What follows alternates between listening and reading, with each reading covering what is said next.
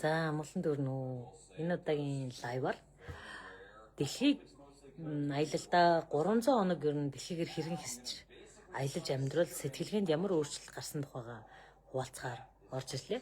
Бид нар ингээд их дэлхий даяаршж байгаа гэж их ярьдаг ч гэсэн яг даяарсан сэтгүүг суулгасан гэвэл бас эргэлзээтэй тий. Тэгээд яг сүүлийн 4 жилийн хугацаанд дижитал номоос амьдралаар гэр бүлээрээ амьдрахад ухаарсан зүйлүүдээ маш товчхон хугацаанд үргэлжсэн зорилгоор энэ хөл аяг гэж байна. За нэгдүгээрт нь бид нар гадна төрхийн одоо нийгэмд хүлээмжшүүлэгдэх байдлаас салсан.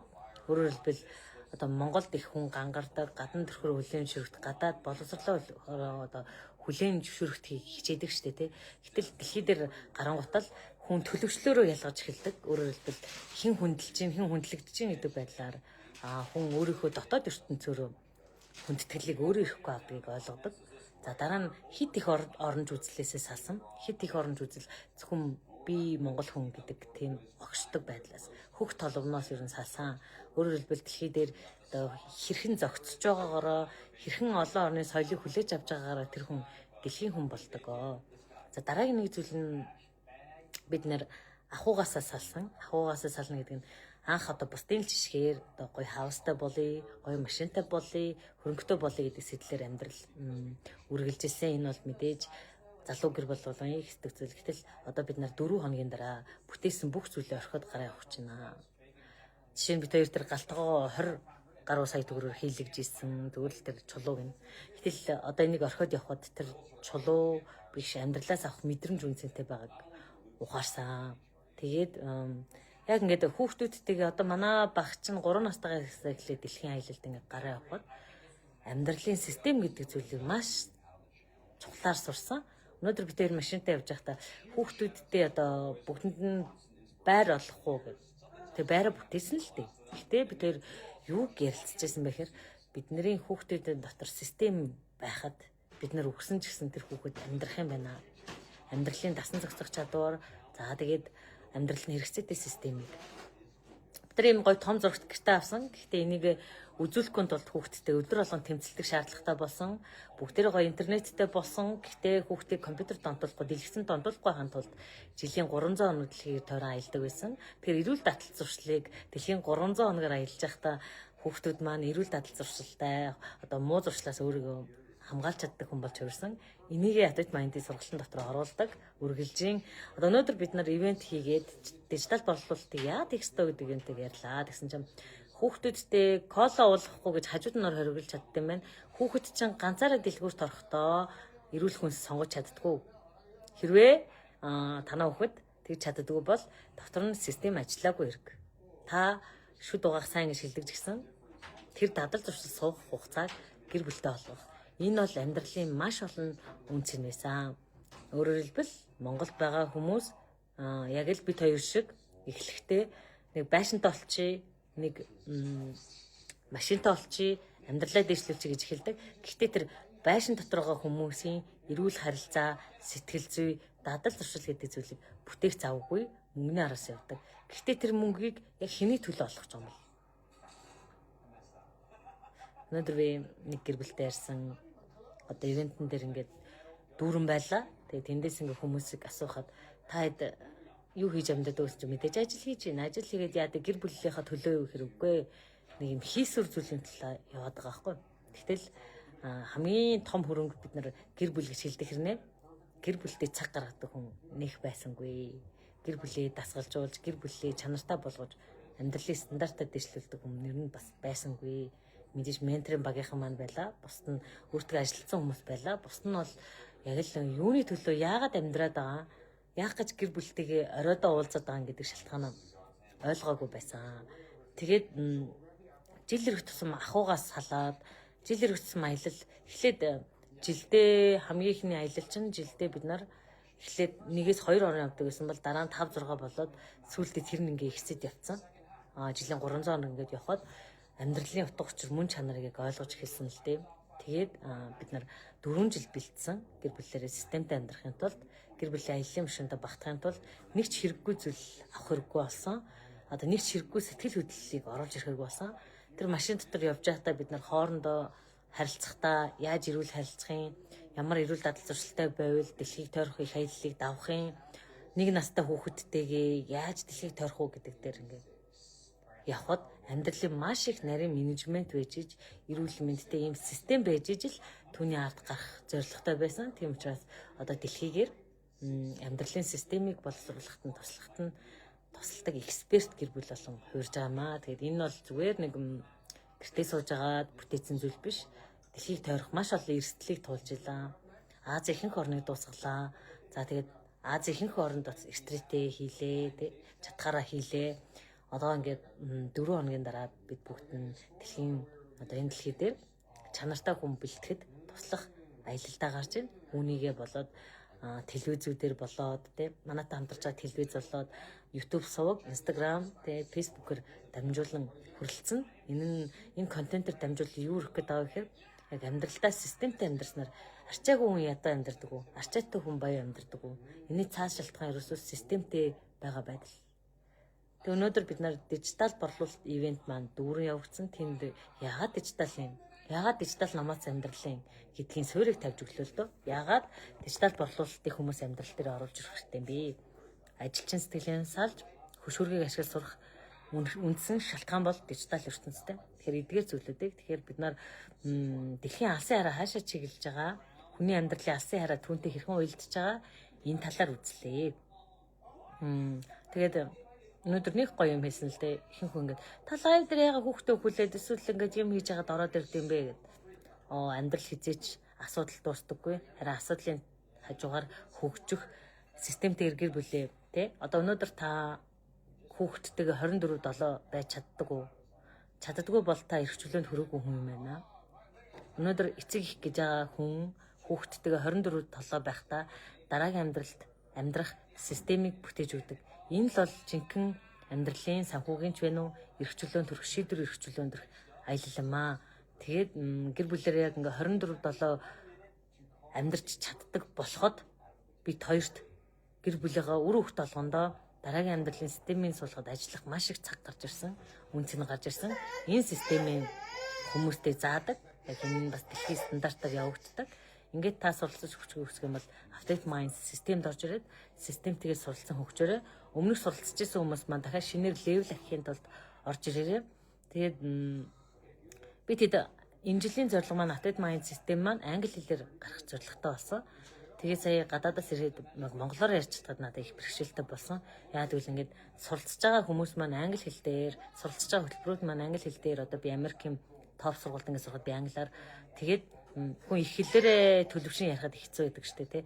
Гэтэл ингээд хар хэлээр тэгж боловсруулж ярихад хүний тарих өөрөө ирэхгүй тийшгээ сэтгэдэг байдаг. Тийм ч учраас өнөөдөр монгол хэлээр хамгийн сүүлийн удаа ажиллаж байгаа хүмүүс маань менторын баг маань байлаа. Менторын багтаага энэ жил л би монгол хэлээр харилцсан. Тэртээ тэргүй нөө амьдралын ирэхээр өдөр тутамдаа англи хэл хэрэглээд за тэгээд одоо Update Mind академийн систем доторх бүх хөтөлбөрүүд монгол хэлээр 3 шатлалтаагаар дүүрж байгаа. Энэс цаашаа ингээд өөрөө ирэхгүй бид нэр англи хэлээр хүүхдүүд маань ч гэсэн ингээд ойлголцохтой англи хэлээр хэлэх нь амралчж байгаа хгүй. Энэ ингээд хар хэлхэн болж байгаа ш. Дэлхийн өрөнд аяарч байгаа. Тэгээд дэлхийн иргэн болж байгаа нь шинж байхгүй. Тэгээд өөрөө ирэхгүй надаа ингээд яг гадаадаас ирэхэд англи үгэн төрүүлж орж ирээд нэг үетэд англи үг дондор нь ороод байсан. Тийм учраас Монголд авах хугацаанд жоохон англи хэлийг тусгаарлсан. Тэгжээж нөгөө менторуудтайгаа бас энэ хөтөлбөр доторх монгол хэлээ их хэлээр нь болгох дээр зорьсон. Тэгээ үүнээс цаашаа дараагийн менторын хөтөлбөрүүд маань дандаа англи хэлээр явагдана.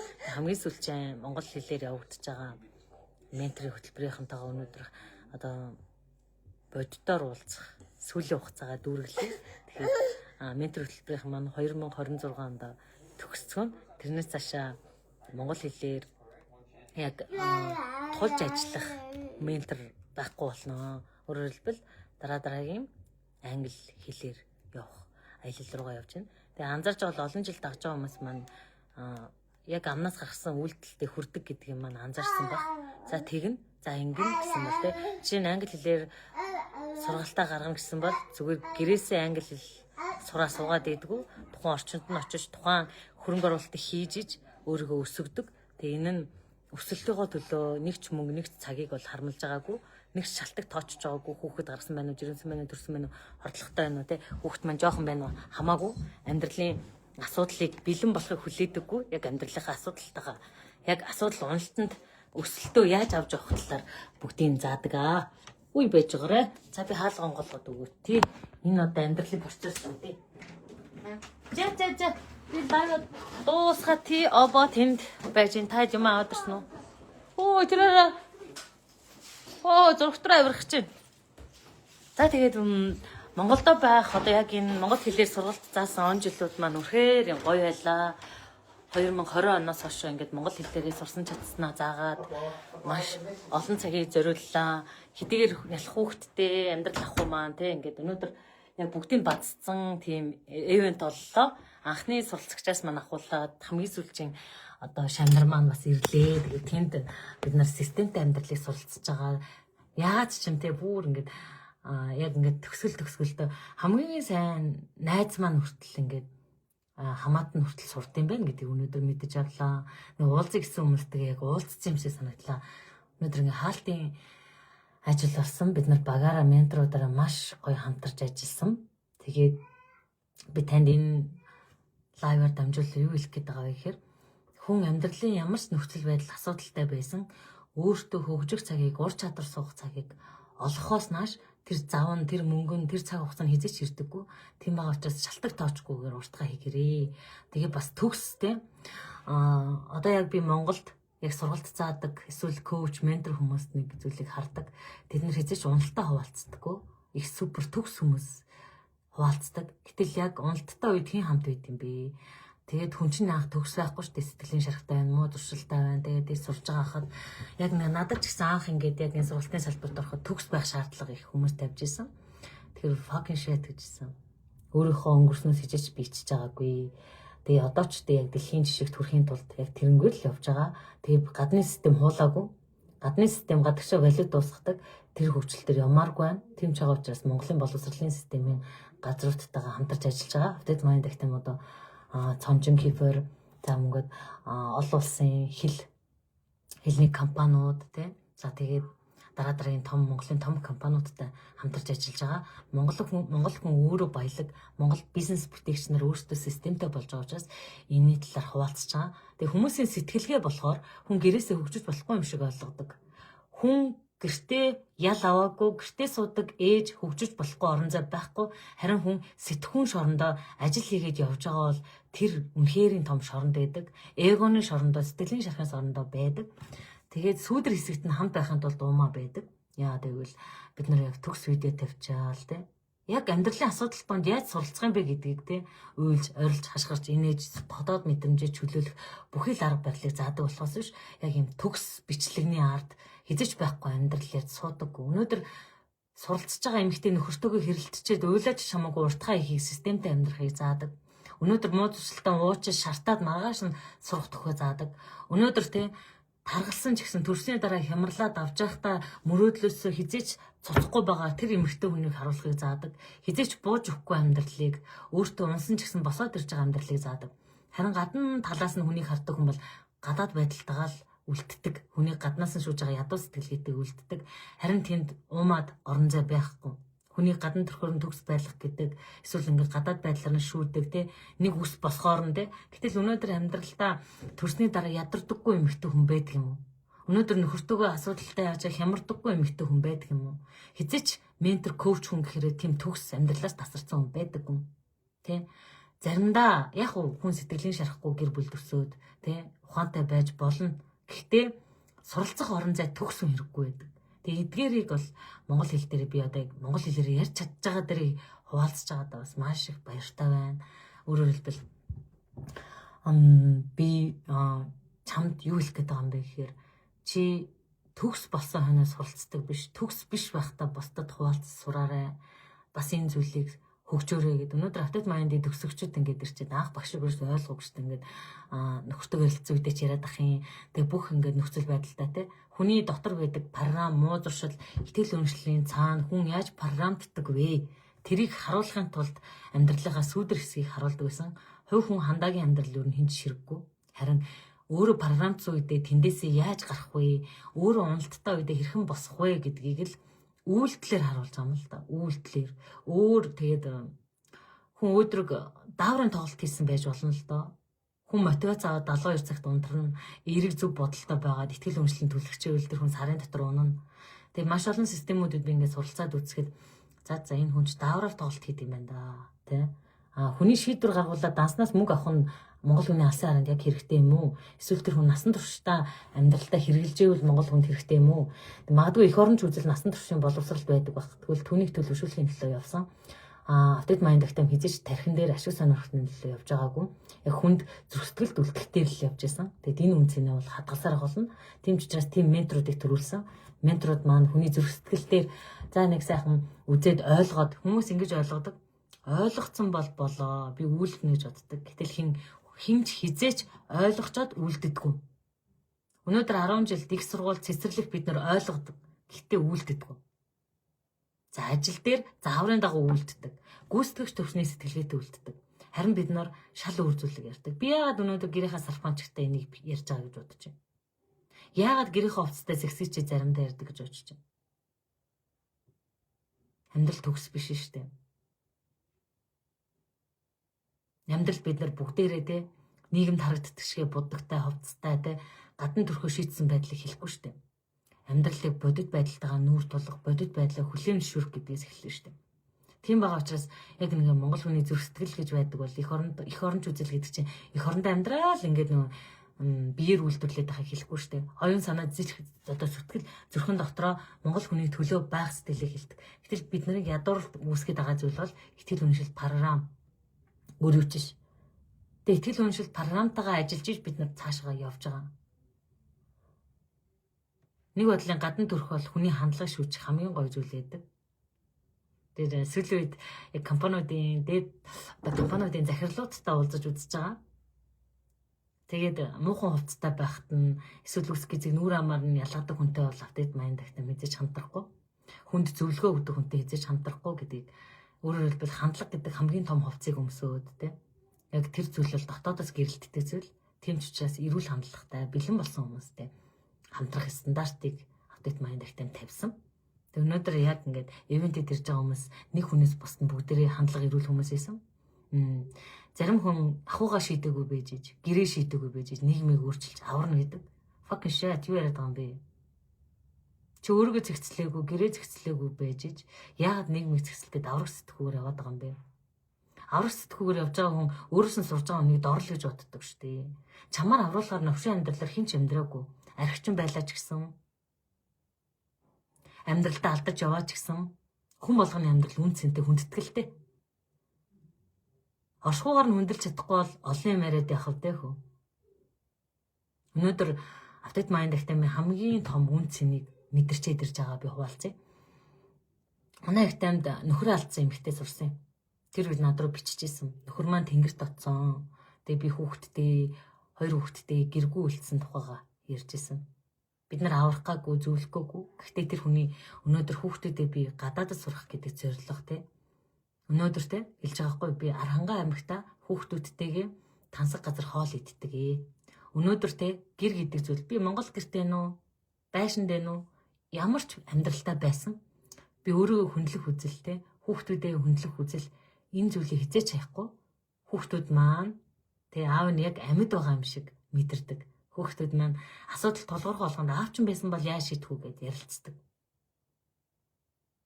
Гэтэл өнөөдөр бид нар ухаараа сууж илаа. Заримдаа одоо тэнгэрт дэвшсэн байтугай амьд байгаа нөхрөө хүртэл муулаад сэтгэлд нь аавыг нөхүүлж байгаа алдааг бид нар гаргадаг. Гэтэл байхгүй аавыг сэтгэлд нь хайр дүрнээр урлаж өгж байгаа эмэгтэйтэй учирсан. Тэр эмэгтэй Арангаагаас завхны автобусанд суугаад шүнжэнгөө яваад ирэхдээ нүдэнд нь гэрэлтэй байсан. Огт ядраагүйсэн. Итгэл төгсөөр би хүүхдүүдээ гадаадд сурганаа. Хүүхдүүд маань эрүүл амьдралын системтэй өсөж байгаа гэдгийг ярьжсэн. Өнөөдөр хүний гадаад харагдаж байгаа байдал, бодит санхүүгийн дансандах байдал Монгол хүн нэг тархитаад явж болох юм. Гэхдээ тэр тийм ч хол явна гэж юу? Эмзэглдэг асуудал маань тэр байсан. Тийм ч учраас гэртээ суудаг гэнэ үү? Хүн уналтыг үзээд тулаа гарцсан хүн босолтыг үзэж гардаг. Сэтгэлийн боловсрал эзэмссэн байгаа хүн. Сэтгэлийн боловсролын хүн их жаргаж аваад авдаг юм л да. Тэгээд жаргаж сэтгэлийн сүйдэрт зовж үзээгүй хүнийг сэтгэлийн боловсрол түгээгээд байхгүй л дээ. Ялцчгүй нэг сэтгэлийн фитнес байгаад байна шүү дээ амьдралд. Дотоод өсөлт гэдэг зүйл. Тэр зүйлээр хэмжигдэж гарч ирж байгаа. Өнөөдөр хүний сэтгэлийн боловсролыг сэтгэл зүйн судалгаа уншснаар суухгүй, сэтгэл зүйн ном уншснаар суухгүй. Тэр мэдрэмж гэдэг зүйлтэй түүнийг даван туулж байхдаа юу мэдэрдэг вэ гэдгийг мэдэрсэн хүн л яг нэг давтамжинд очиж тусалж чаддаг. Тэгэхээр сүүдэр гэж бодож исэн амьдралаа харамсал гэж бодож исэн зүйлүүд чинь буцаад монгол хүний баялаг бол одоо энэ сэтгэлийн өвдөлт хэцүү зүйлийг тисч гарч байгаа байдал өөрийгөө хүчтэй гэж итгэж байгаа энэ програм эдгээр зүйлүүд магадгүй ингээ харахаар дэлхийн хаач байхгүй экстрем амьдрал маань байгаад идэг л. Бид нар тэтэй тэргүй монгол хүн бол сэтгэлийн баялгаа гадагшаа борлуулж амьдрах заяат хүмүүс. Яагаад гэвэл бид нар дэлхийн хамгийн минимал амьдралаар монгол ахуйгаас салцсан амьдралаар өвгдөөс мэн амьдардаг байсан. Тийм ч учраас хүнийг гадаад үзмжээр нь шүүдэг бол байгаагүй. Тэ монгол гэр одоо хамгийн хурднаар ингээд сайхан орон зайгаа сэлэгчдэг тий суурьшмал хүн шиг ингээд нэг газар өөрийнхөө сэтгэл туршлага хоёрыг ялзрахыг зөвшөөрдөггүй байнга хөдөлгөөнд донд оршдог монгол хүн байсан байгальтайгаа дасан зохицдог. Тэгээ тэр чанар маань бол бидний гений төвшөнд бол байгаа. Монгол хүн эзэж алсыг харахгүй үйлдэл хийдэггүй байсан. Айлд ороод өрөөгöd гарахтаа хүүхдүүдэд нь үлдэх үгийг дайгаад гардаг байсан. Монгол хүн эзэж нэг оймс зарчаад өөрийнхөө ашгийг боддог тийм хүн байгаагүй. Энэ 8 би мөнгөийг муу гээгүй, 8-ыг муу гээгүй. Бизнесийн талаар ярьж байгааг анзаарч байгаа хэрэг. Тэгэхээр би энд юу ярих гэдэг вэ гэхээр бид нар сэтгэлийн төлөвшил гэдэг зүйлийг эзэмшиж тэр яриад байгаа зориг мөрөөдөл мөнгө гэдэг зүйл урсаж орж ирнэ. Өнөөдөр 5 антай гэртээ айл яагаад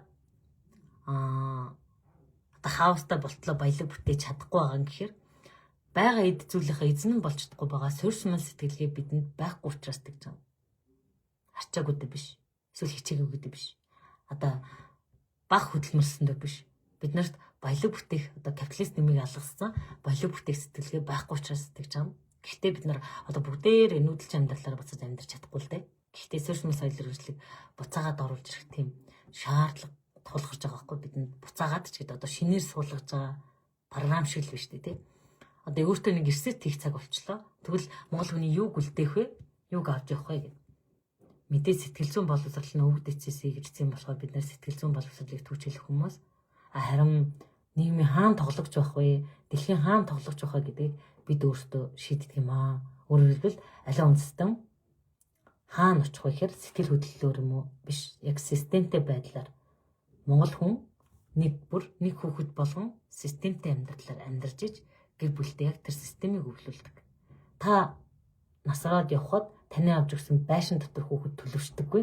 Харин та гэртээ байхад төрхөөс нь ахуулаад гидсэн тахаас нь ахуулаад төлөвшүүлж байгаа тэр системийг насан туршийнхан баялаг болоод явцдаг. Энийг мэддэг байсан учраас монгол хүн сөрөг мэдрэмж нэгэндээ өгөхгүй соёлыг түгээдэг байсан.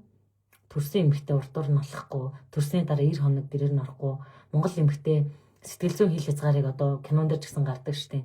Улаан бүс ингэж ороогоод нэлхтэй айлд, ниратай айлд ордоггүй юм байла. Одоо хин дуртаанаар бол хиний хүүхд тэрийг дурайсан байна, чамтай адилхан байна гэдэг тийм хил хязгааргүй байдал монгол ахуйд бол байгаагүй. Одоо энийг бид нар хүнээсээ суралцж जैन тий хүний хүүхдийг юугээ тэлчих юм, хүнд орохдоо юу аваад орох юм гээд энэ одоо сүү аваад орно, сүү шиг сайхан сэтгэлийг аваад орно гэж бүгдээр мэддэг хэрнээ. Бид нар одоо сэтгэл зүйн боловсролыг шинээр сурах цаг болсон.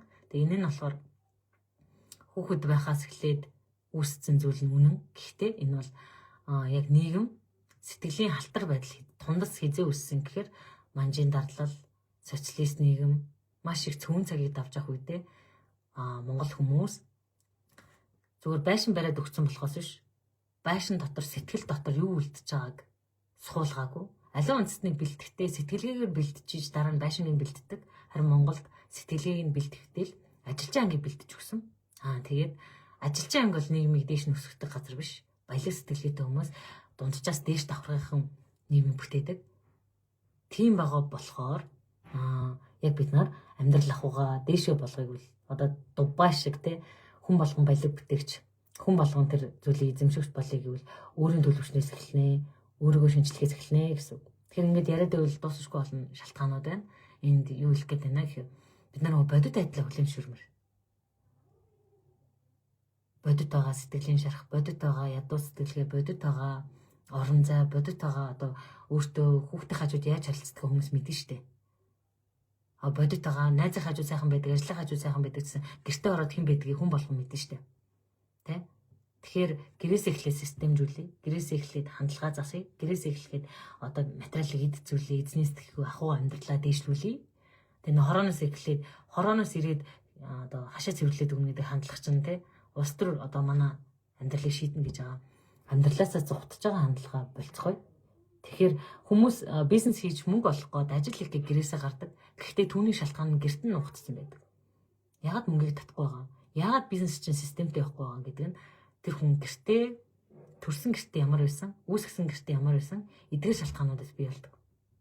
Тэгэхээр ингээд гадуур амар гоё SEO-гийн сургалтын суугаал, менторын сургалтын суугаал, эйгүү супер юм ярихаасаа өмнө яг өөрийнхөө дотоод өвөгдөл түүнд блоклогдож байгаа системүүд те эдгээр зүйлүүдтэй ажиллаж өөртөө саалд болж байгаа шалтгаантайгаа гэртээ нэг ажиллаад үзээрэй л гэж хэлмээр байна. Тэгээд гэрийн төлөвшөл бизнес дээр гардаг, гэрийн таны дотоод сэтгэлийн гэрт явж байгаа, ахуй гэрт явж байгаа эдгээр зүйлүүд амьдралын алсын хараатай зогсож ирж иж таны яриад байгаа тэр том мөрөөдөл Монгол хүний хамгийн гоё даваа тал нь гоё амбицтай шүү дээ.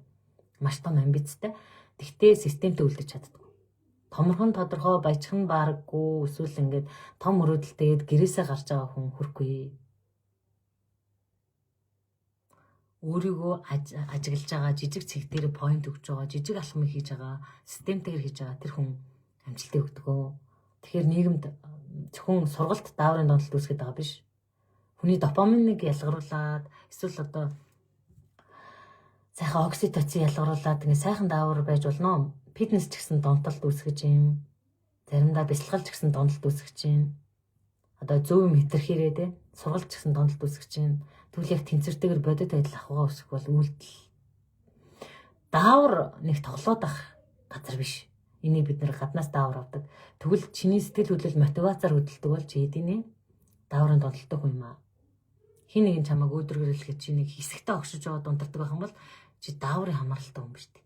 Чи амьдралаа уурын чинь хүн өдөр чинь ухааны чинь хүн өдөртөн гихчээр эрг байдлаараа ч гэсэн тийм байгаа бол өөртөө анхаарах системч цаг хэдийнэ болсон гэсэн.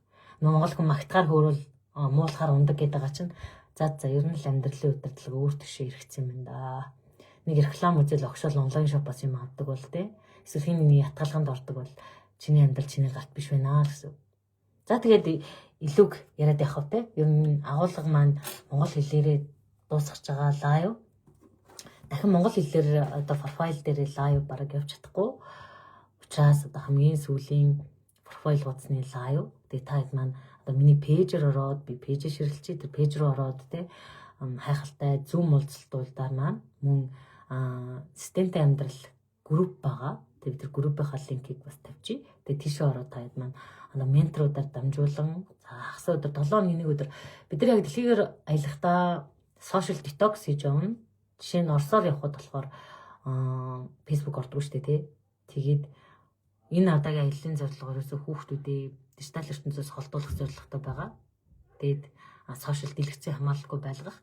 Тэгээд гэр бүл нэгт учраас 7 хоногт нэг удаа орж ирж чадах нүггүй юу? Орж ирж одоо зүүн уулзалтанд орж ирэх боломжтой. Тэгээд ихэвчлэн энэ жил менторын багтаагаал тулж ажиллаж байна. Маш чанартай, өөрийнхөө системчилсэн, бизнесээ системчилсэн хүмүүс гарч ирж байна. Тэгээд одоогоор менторын багаас маань яг өөрийнхөө 2 бизнесийг үүсгээд гэрээ системчлээд өөрийгөө системчлээд ингээд явж байгаа 6 сартай ээж байна. Гэх мэтлэнгээр цаашаа маш том амжилтууд бид нэр хүлээж ин. Гэхдээ бид нар маш жижиг үйлдэл хийдэг шүү. Тэгээд та манай хамт олонтой нэгдэж өсөхийг хүсэж байвал нээлттэй танд ямар ч стандарт тавихгүй та гэртээ судаг өнө 0 дээр байна ажил дээр ирвэнтэй өдөрт ерөөсөө өөртөө 3-5 минутыг зарцуулах завтай л хүн байвал болох гэдэг юм. Тэгээд хүн 0 баахтаа бол 20 минут гаргачдаг гэрнэ.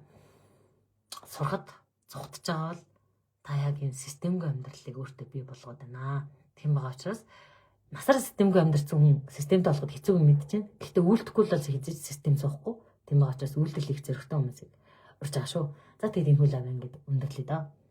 Бид хийж явах ба тогтлоод л байна. Тэгээд энэ 22-нд 3 дахь өдөр өглөөний 7 цагт Сүхбаатарын талбай дээрс яг энэ дэлхийн аялалтаа гарна. Энэ маань 4 жил бэлдсэн аялал учраас бас бидэд догдолж чинь бүх зүйл бэлэн системчилсан байдалтайгаар байна. Гэр бүлийн гишүүд болгон одоо амьдрал гэрж байгаа бэрхшээлийг туулах чадвар тэгээ буцаагаад нэг нэгэндээ төв утахгүй байдал.